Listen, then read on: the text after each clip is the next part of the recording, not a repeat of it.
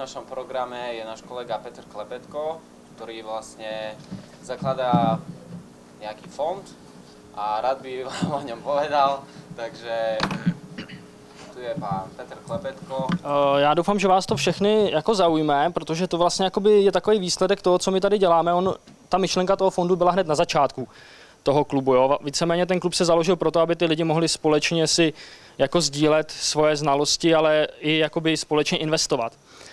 A právě tentokrát jako ještě doteďka nebyla taková ta doba, kdyby jsme si řekli, jo, tak už prostě ten fond uděláme a budeme si prostě sami spravovat peníze tak, jak si myslíme. Jo.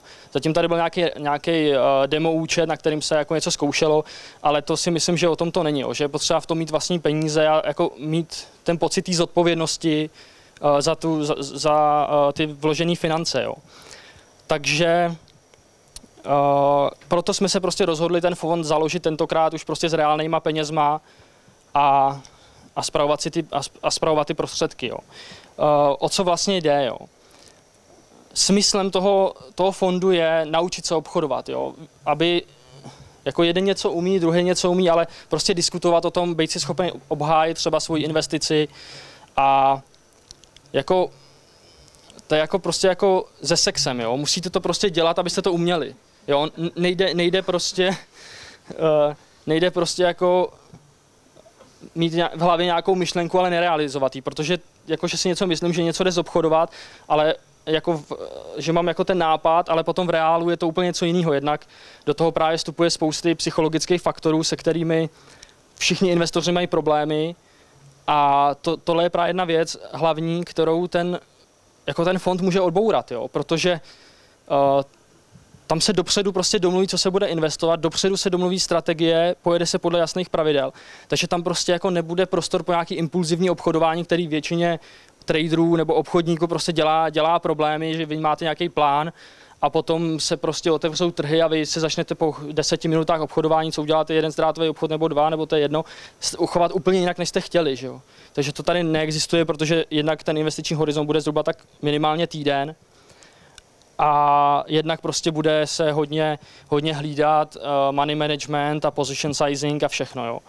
Takže to je k tomu. Další výhoda toho fondu je určitě jsou jako takový zásahy odborníků. Jo. Jsou lidi, kteří sem chodí na ty přednášky k nám a oni nám můžou jako k těm pozicím nebo vůbec k tomu, jak ty peníze spravujeme, něco říci. Jo. Takže to je další výhoda, kterou vy doma s vlastníma penězma určitě mít nebudete. Nevýhoda je samozřejmě, to už jako souvisí s tím, jo, že to je taková jako jistá neflexibilita, že vy máte jako nějaký plán, který se prostě musí nebo bude jako realizovat, ale pokud přijde nějaká fakt dobrá příležitost a bude v rámci třeba 3 dní, tak jako těžko ji obchodujeme tady tím způsobem, ale jako prostě to není smyslem toho fondu nějak jako zhodnocovat peníze velkým způsobem, jo. Smyslem je se něco naučit.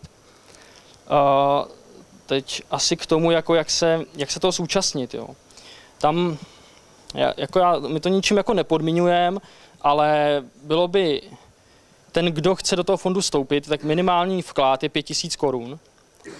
Ještě není založený účet u broukera, není nic, jo. To je všechno, se to bude odvíjet od toho, kolik prostě těch peněz dáme dohromady. Jo. Když dáme dohromady, já nevím, řekněme 50 000, tak to asi nebude mít smysl obchodovat nic jiného než Forex mikrolotama. Když dáme dohromady 500 000, už můžeme se bavit o nějakých solidnějších investicích a o nějakým jako diverzifikaci. Že jo. V tuhle chvíli je prostě založená akorát Google Group, kde jako se už o tom trošku bavíme. Už tam proběhly nějaký diskuze o tom brokerovi, ale prostě to stojí stejně na tom, kolik prostě bude mít peněz, jo? Protože podle toho prostě můžete volit brokera, ty možnosti jsou čistě podle tohohle.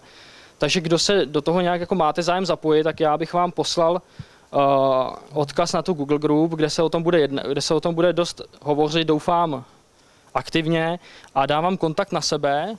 Takže prostě napište, já nevím, chtěl bych se zúčastnit toho fondu a já vám pošlu další informace a tam se prostě budeme o tom dál bavit. Já bych nerad tady jakoby všechny tím zatěžoval, někoho to třeba vůbec nezajímá, pro někoho to třeba bude zajímavý, takže bych se rád potom už jako spíš bavil, nebo bychom se rádi bavili s lidmi, kteří prostě budou proto nadšení a budou to chtít dělat s námi. Tuhle tu chvíli je tady jako prostě hozená rukavice a vy ji buď můžete zvednout nebo ne. Jo. Tady není nic, co by jako už bylo postavené a udělané.